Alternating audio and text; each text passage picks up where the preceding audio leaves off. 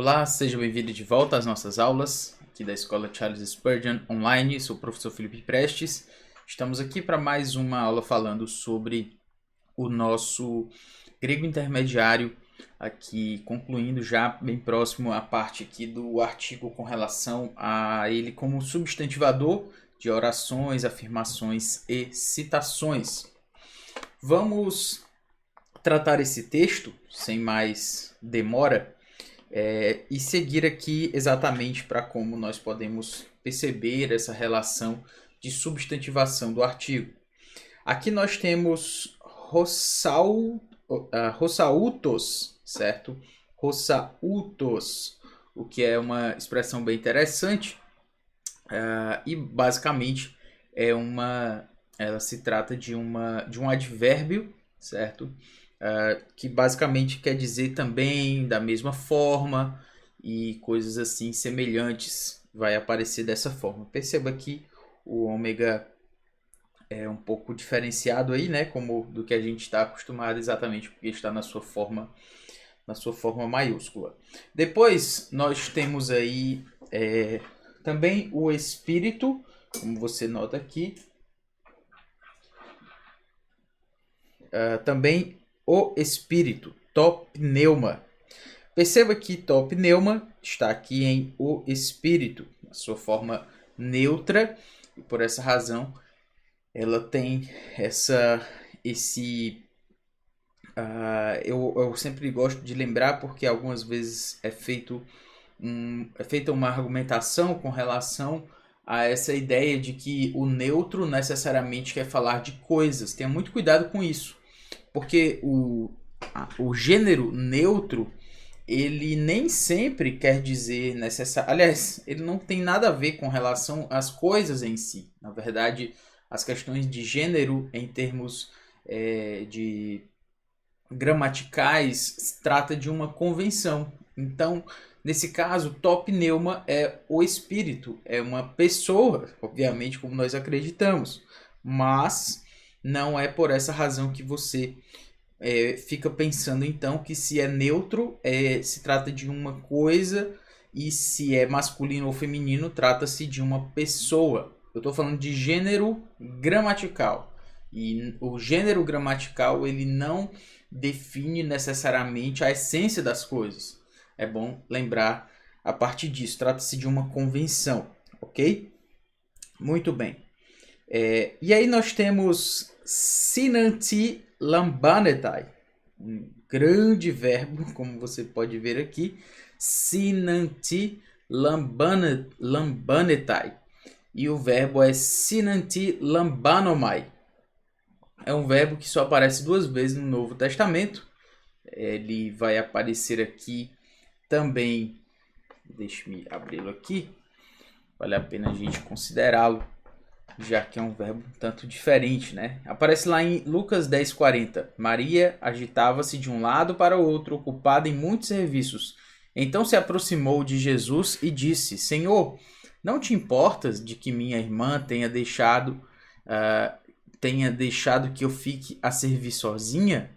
Ordena-te, pois, que venha ajudar-me. Então, essa é a ideia aí, basicamente. A ideia de ajudar, né? Esse ajudar-me é o verbo sinanti lambanetai. No caso, sinanti lambanomai na sua forma lexical. No caso, lá em Lucas 10:40, é sinanti labetai. Exatamente. E aqui é Romanos 8:26. Basicamente, a ideia de ajudar não tem muito além disso, mas como é um verbo um tanto diferente, não custa nada a gente considerá-lo, certo? Então, esse cai aqui ele foi traduzido como semelhantemente. O de não necessariamente tem uma tradução específica para ele no texto. E aí nós temos sinati lambanetai nos assiste, certo? Nos assiste. Nos ajuda, basicamente. Né? Nos assiste, nos ajuda.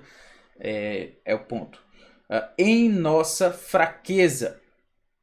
A gente tem aqui remon, que é a ideia de nossa. Lembra que está no genitivo. E como eu gosto de sempre lembrar, está no genitivo plural, certo? e se está no genitivo plural, significa que a sua forma é a forma ômega ni, a forma comum muito comum, muito regular. Beleza. Logo adiante, nós temos astheneia, certo? Astheneia é basicamente, como você deve lembrar, a ideia de fraqueza, certo? Fraqueza. Astheneia, fraqueza. Então, por isso, a gente fica aí com essa palavra. Nos assiste em nossa fraqueza, astheneia rimon. Aí nós temos togar, lembra aqui do nosso artigo, que é o assunto daquilo que temos falado.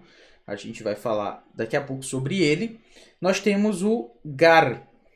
O gar é o porquê, certo? Temos hoti e temos gar. E nesse caso aí, porquê. Então, togar. E aí, nós temos ti proselxometha. Proselxometha. O que é que esse tal desse proselxometha, como você vê aí? É o verbo proselchomai, só que ele está na sua forma subjuntiva. Mas é proselchomai. E sendo proselchomai, basicamente é a ideia aí de eu oro. Só que, como eu falei, está na sua forma subjuntiva, a aorista média, então é orar, como você pode ver aqui, certo? A gente tem kathó, aqui ó, kathó dei, certo? Esse kathó, como você pode perceber aí, ele é basicamente a ideia assim, né, de nós não sabemos aquilo que diz respeito, né? Nós não sabemos como, nós não sabemos a forma. Então, é essa ideia que essa conjunção aí traz, certo? Então, foi traduzido aqui como o como. E aí nós temos o dei. Dei é um verbo, certo? E ele sempre tem essa ideia aí de que é necessário, como se deve acontecer. Basicamente, o dei traz essa ideia aí. Literalmente ele significa é necessário. Então, nós não sabemos como é necessário, como convém, como é a forma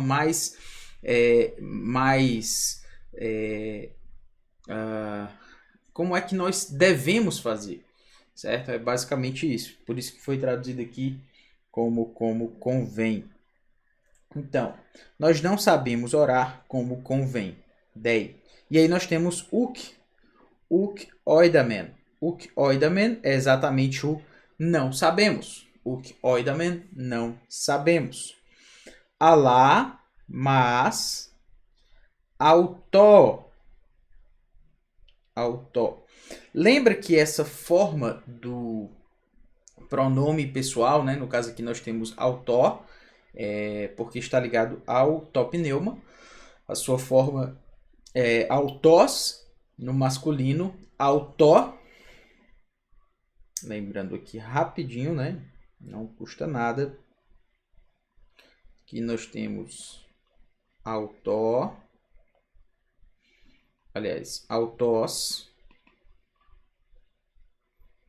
Autó. E aute são as formas da terceira pessoa do singular. No caso, aute é a forma feminina, autós masculina e autó neutra. E a terceira pessoa do singular, ela nem sempre no grego ela é traduzida como um pronome pessoal. Por exemplo, ele, ela. Não necessariamente é assim. Na verdade, muitas vezes, na maioria das vezes, o autós não quer dizer isso. O autós ele aparece em uma forma, em uma estrutura em que se chama predicativa, né, em que não recebe um adjetivo antes dele, e assim ele significa o mesmo, certo? Ou o próprio. E isso várias vezes aparece no Novo Testamento, no grego, né, na estrutura gramatical do grego, e vale a pena a gente lembrar disso. Então, autó, pneuma, o mesmo espírito. O mesmo espírito. Aí a gente tem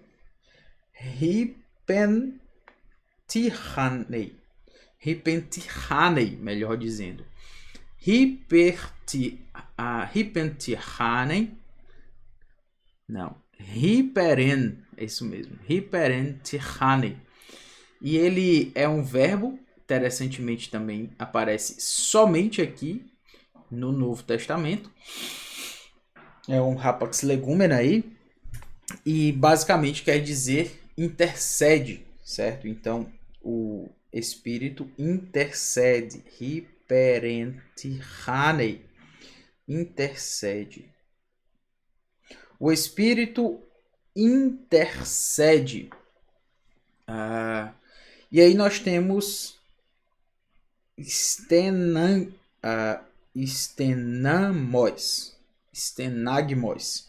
Esse stenagmos, como você pode ver bem aqui, ó. Stenagmos. Bem aqui. Deixa eu abrir aqui. Stenagmos. Ele é exatamente a ideia de com gemidos, né? Interessantemente, são várias palavras que aparecem poucas vezes nesse caso. Aqui ela aparece 2 vezes no Novo Testamento. Essa palavra, stenagmos. Ela vai aparecer agora só lá em Atos. Vi com efeito o sofrimento do meu povo e ouvi, aliás, do meu povo no Egito, ouvi o seu gemido e desci para libertá-lo. Então essa palavra aqui, ó, gemidos, como você pode ver aqui, stenagmos é a ideia de gemidos. Você pode perguntar por que nós temos aqui por nós sobremaneira? Porque ele está, nesse caso, enfatizando a força desse verbo aqui, ó. Certo? O do verbo interceder. E a ideia aí dos gemidos inexprimíveis é porque nós temos a próxima palavra, que é alaletos. E a palavra alaletos, também quero lhe dizer que ela aparece somente aqui em Romanos 8:26. Se você notou, e ela basicamente quer dizer, né, não conseguir falar, né? São gemidos que não são possíveis de serem exprimidos, de serem apresentados, de serem falados. Então, por isso que ele foi aqui traduzido como inexprimíveis. Mas uma curiosidade aqui é que essas palavras, alaletos, ela aparece uma vez. Stenagmos aparecem 2 vezes. Aí nós temos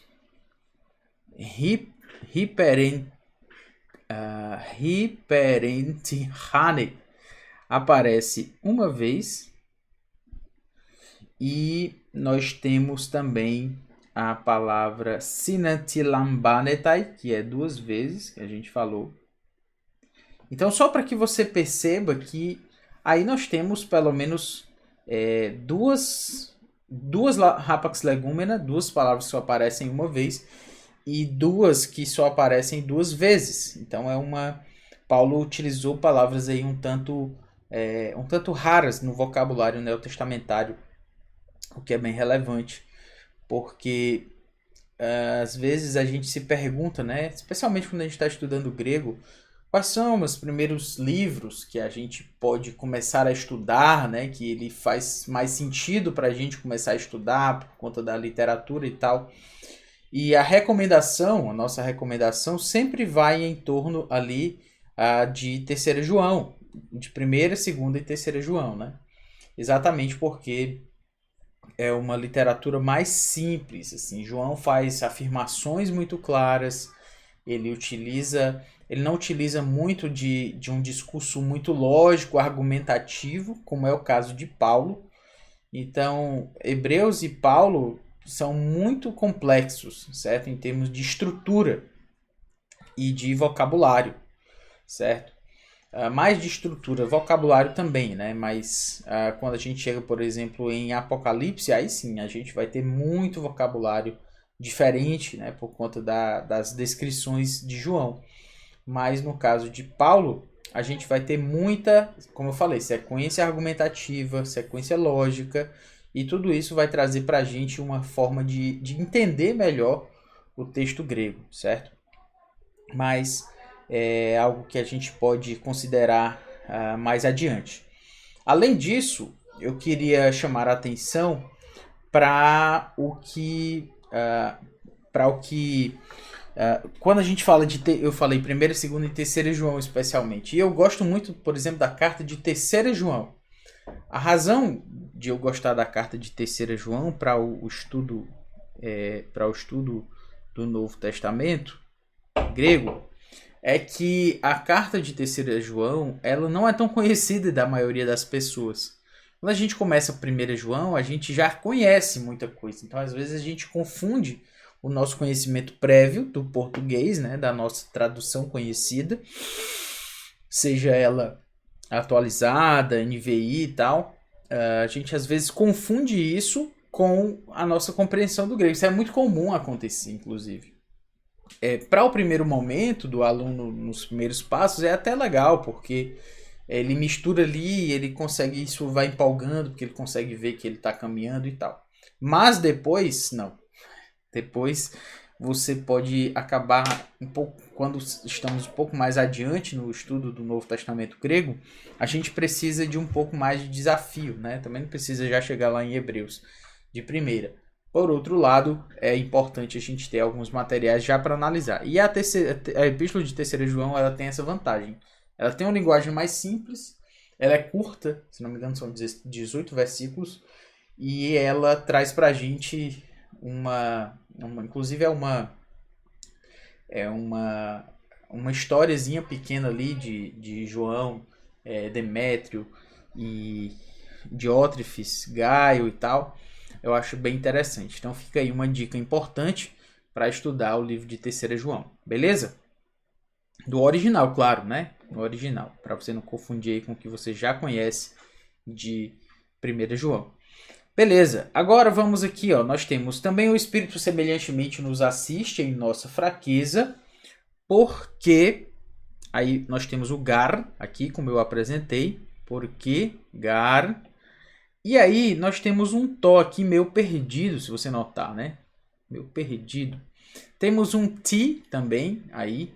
Esse ti, ele é a ideia do pronome interrogativo, né? O que exatamente, por que ele vai aparecer, qual, ele pode ser traduzido por algumas dessas expressões. E basicamente é assim, olha, o Espírito semelhantemente nos assiste em nossa fraqueza. E aí a gente poderia dizer porque a gente não, com relação a isso, essa tradução aí, certo?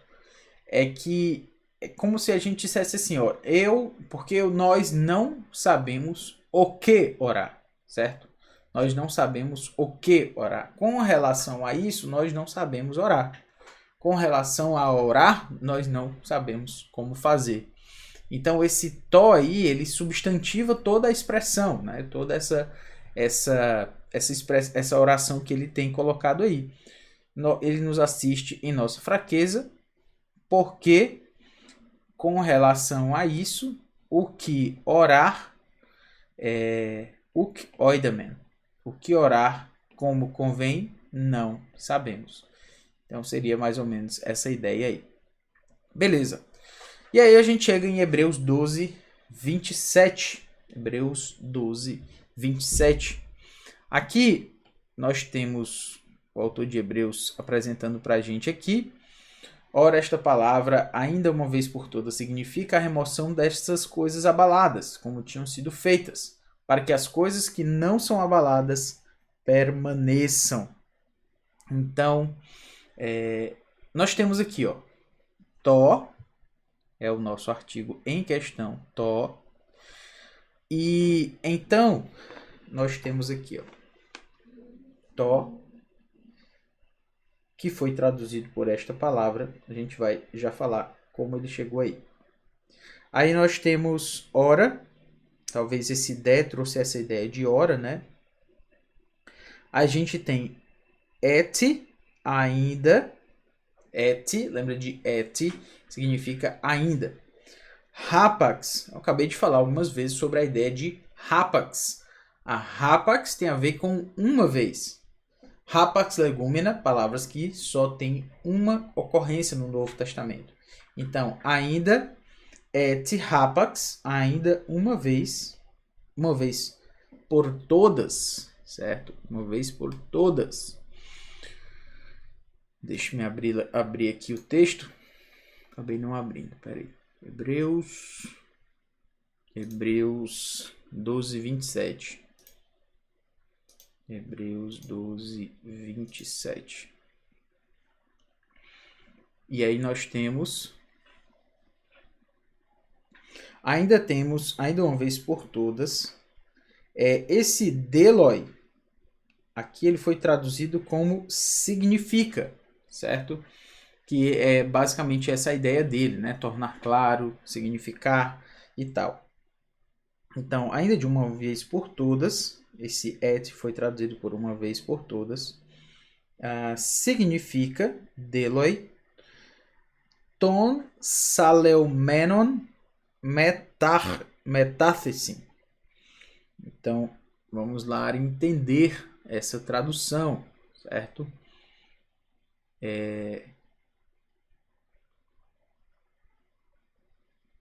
A gente tem aqui esse saleumenon e esse metathesin seria esse esse metathesin é a remoção, significa então a remoção. E aí a gente tem ton saleumenon. Então, literalmente, esse saleumenon é essa ideia dessas coisas abaladas. Nós temos aqui o ros, que é o nosso como.